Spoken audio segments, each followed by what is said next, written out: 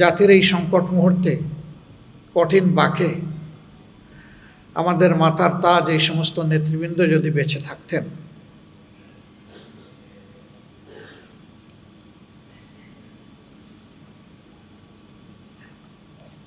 তারা তাদের প্রজ্ঞা, দূরদর্শিতা, অভিজ্ঞতা দিয়ে এই জাতিকে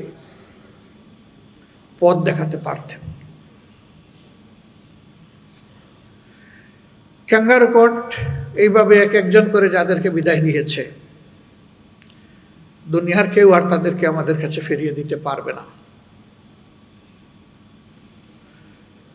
কিন্তু তাদের স্মৃতি এবং কর্ম, তাদের পুরা অবদান এই জাতির জন্য, আল্লাহর দ্বীনের জন্য অম্লান থাকবে এবং বারবার ফিরে আসবে ইনশাআল্লাহ। তারা বেঁচে থাকলে এই জাতিকে সততা, দক্ষতার সাথে সেবা দিতেন এবং রাজনীতিতে অনেক গুণগত পরিবর্তন আসত। মহান আল্লাহ তাআলার দরবারে দোয়া করি, আল্লাহ তাআলা তার এই সমস্ত নেক বান্দাদের ঘাটতি যেন আমাদেরকে পূরণ করে দেন। প্রিয় সম্মানিত ভাইয়েরা, এই মামলাগুলা পরিচালনা করতে গিয়ে সীমাহীন জালিয়াতির আশ্রয় নেওয়া হয়েছে। কিভাবে আশ্রয় নেওয়া হয়েছে? এককালীন প্রধান বিচারপতি এস.কে. সিনহা তার লেখা নিজের বইয়ে তিনি তার অপরাধ স্বীকার করে নিয়ে তা তুলে ধরেছেন। কিভাবে বিচার নয়, পরিকল্পনা মাফিক ঠান্ডা মাথায় এই নেতৃবৃন্দকে খুন করতে হবে তার ছক বিচার বিভাগ এবং সরকার মিলে তৈরি করেছিলেন। এর পাশাপাশি এমন পরিবেশ বাংলাদেশে সৃষ্টি করা হয়েছিল যে এই পরিবেশে অন্যায়ের বিরুদ্ধে প্রতিবাদ করার সামান্য কোনো সুযোগ রাখা হয়নি। আপনারা দেখেছেন একটা রায় হয়েছে, বাস্তবায়ন হয়েছে। যাকে খুন করা হয়েছে বিচারিক আদালতের মাধ্যমে, তিনি তো আল্লাহর দরবারে চলে গেলেন, কিন্তু পাশাপাশি একই সময়ে পরিবারের সদস্যদের উপর নির্মম কশাঘাত এবং অত্যাচার করা হয়েছে। আমাদের সম্মানিত ভাই এবং নেতা জনাব আব্দুল কাদের মোল্লা যে রাতে তার ফাঁসি জোর করে কার্যকর করা হলো, সেই রাতে তার বাসায় হামলা করা হলো, তার পরিবারের সদস্যদেরকে নাজেহাল করে শারীরিকভাবে কষ্ট দিয়ে তারপরে তাদেরকে জেলে পুরে দেওয়া হলো।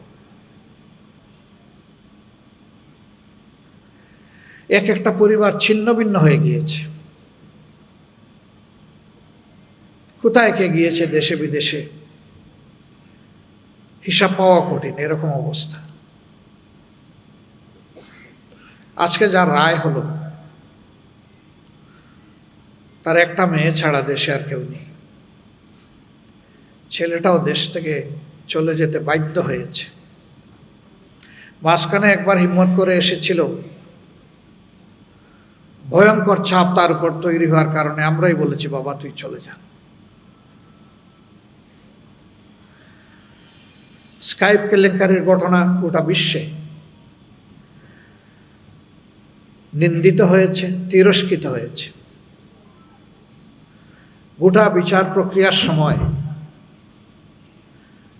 দুইটা টর্চার সেল গড়ে তোলা হয়েছিল। একটার নাম দেওয়া ছিল সেফ হোম, আর একটার নাম দেওয়া হয়েছিল সেফ হাউস। সেফ হোমে ভিকটিম নেতৃবৃন্দকে নিয়ে নাজেহাল করা হতো। সেখানে জিজ্ঞাসাবাদের উচ্চ আদালতের ডিরেকশনও ফলো করা হয়নি, লঙ্ঘন করা হয়েছে। নির্গুম রেখে ঘন্টার পর ঘন্টা, দিনের পর দিন তাদের উপর অত্যাচার চালানো হয়েছে। আমরা তখন নীরবে সহ্য করেছি, সঙ্গত অবস্থান থেকে প্রতিবাদ জানানোর চেষ্টা করেছি, চোখের পানি দিয়ে আল্লাহ তাআলাকে বলেছি, হে আল্লাহ, ইন্নাকা আলা কুল্লি শাইইন কাদির, তুমি সকল কিছুর উপর ক্ষমতাবান, হে মাবুদ, তোমার ক্ষমতার আশ্রয় আমরা নিচ্ছি।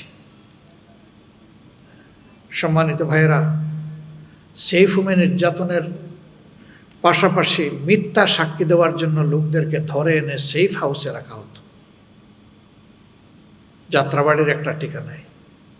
এই সব কিছু তখনকার মিডিয়ায় উঠে এসেছে। সারা বিশ্বের মানবাধিকার সংগঠন, বিবেকবান রাষ্ট্রনায়ক, মানুষের পক্ষ থেকে এই বিচার প্রক্রিয়ার নিন্দা জ্ঞাপন করা হয়েছে।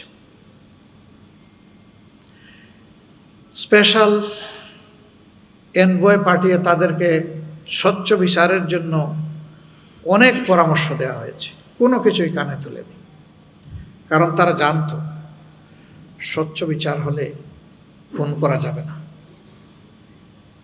কারোই কথা তারা শোনেনি। হ্যাঁ, আমাদের নেতৃবৃন্দ চলে গেছে, সেই নেতৃবৃন্দকে হয়তো এই দুনিয়ায় আমরা পাবো না। আল্লাহ তাআলার দরবারে দোয়া করি, আদালতে আখেরাতে একই সাথে যেন আমাদের হাসর হয়। সম্মানিত ভাইয়েরা, আমাদের প্রিয় নেতৃবৃন্দ এবং আমরা এই দেশকে ভালোবাসি, তারা ভালোবাসতেন।